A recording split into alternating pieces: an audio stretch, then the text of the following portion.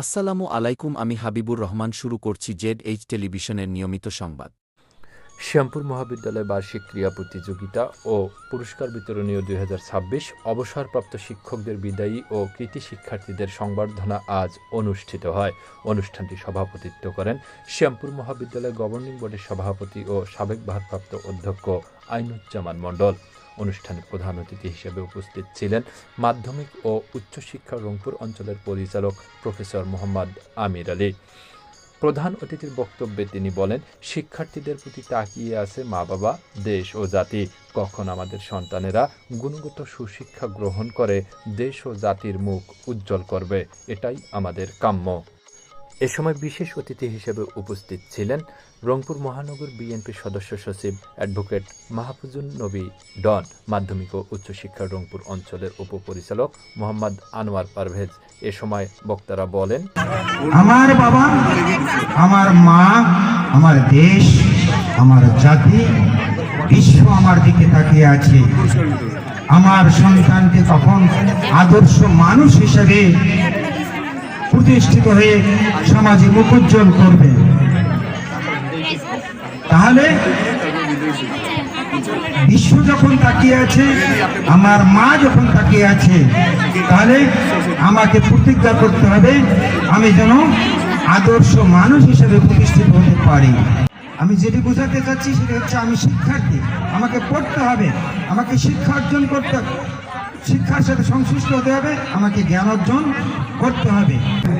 সমাজে যুব সমাজে যে এখন কিছু কিছু ক্ষেত্রে সমস্যা দেখা যাচ্ছে, যে মাদকের ভয়াল গ্রাসে তারা আসক্ত হয়ে যাচ্ছে।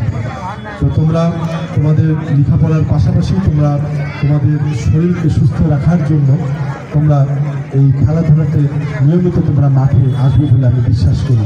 বিএনপির ভারপ্রাপ্ত চেয়ারম্যান জনাব তারেক রহমান 31 দফার মধ্যে উনি উল্লেখ করেছেন যে এই ক্রীড়াকে যদি আগামীতে দেশে রাষ্ট্রীয় ক্ষমতায় অধিষ্ঠিত হতে পারি, তাহলে এই ক্রীড়াকে আমরা পেশাতে পরিণত করার চেষ্টা করব।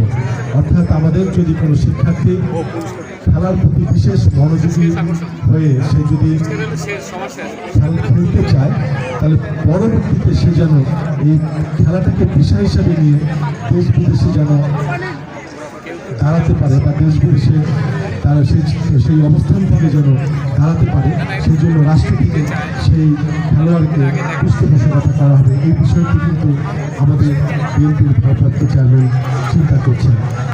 এটা আমাদের মননশীলতা, আমাদের মনকে সতেজ রাখে। এজন্য আমাদের কিন্তু সব সময় একটা আনন্দের মধ্যে এবং আমাদের যে সৃজনশীলতা, লেখাপড়া এর মধ্যে থাকতে হবে। আমরা কখনো মাদক এই জাতীয় দ্রব্যাদি আমরা কখনো গ্রহণ করবো না এবং আমরা সর্বদাই মাদক থেকে দূরে থাকবো। তোমরা মাদকের কুফল সম্বন্ধে অবশ্যই জানো, যেটা একটা পরিবারকে ধ্বংস করে দেয়। আজকের ক্রীড়া প্রতিযোগিতার আনুষ্ঠানিক উদ্বোধন করেন শ্যামপুর মহাবিদ্যালয়ের অধ্যক্ষ কাজল মাহমুদ।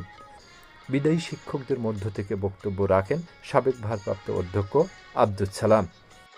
অনুষ্ঠানে আরও উপস্থিত ছিলেন অবসরপ্রাপ্ত ও বর্তমান শিক্ষক এবং কৃতি শিক্ষার্থীরা সহ আরও অনেকে। পরে ক্রীড়া প্রতিযোগিতায় অংশগ্রহণকারী বিজয়ীদের মধ্যে প্রধান অতিথি, বিশেষ অতিথিবৃন্দরা পুরস্কার বিতরণ করেন। Nesaruddin Ahmed, news desk, Z television.